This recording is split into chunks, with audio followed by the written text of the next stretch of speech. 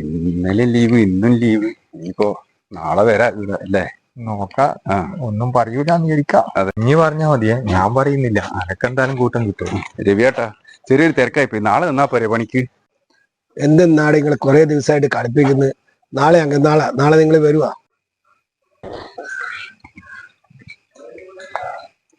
ചേട്ടാ ഞാൻ വരുന്നേ. എവിടെയാടാ പോന്ന? വൃത്തികേടാണല്ലോ.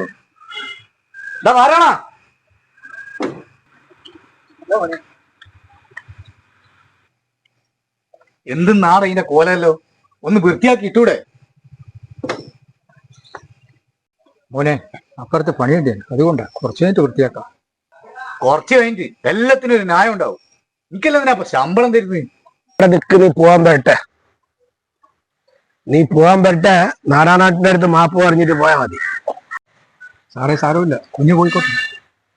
അതൊന്നും പറഞ്ഞിട്ട് കാര്യമില്ല.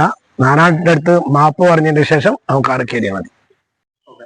എടാ, അവരുടെ പണിക്ക് വരുന്നത് നിന്നെപ്പോലെ തന്നെ ആട്ടും തുപ്പും കേൾക്കാനല്ല, അവരെ കുടുംബം നോക്കാനാണ്. അപ്പൊ ഒരു പ്രായത്തിന്റെ ബഹുമാനം കൊടുക്കണം കേട്ടാ. നാരായണോ, ഞാനത് പറഞ്ഞ തെറ്റായി പോയിട്ടുണ്ടെങ്കിൽ നിങ്ങൾ മാപ്പായിക്കളാം. നാരായണ, നീ ക്ഷമിക്ക്, കുട്ടികളല്ലേ, പോട്ടെ. സാരമില്ല സാറേ, വലിയൊരു ശീലമാണ്.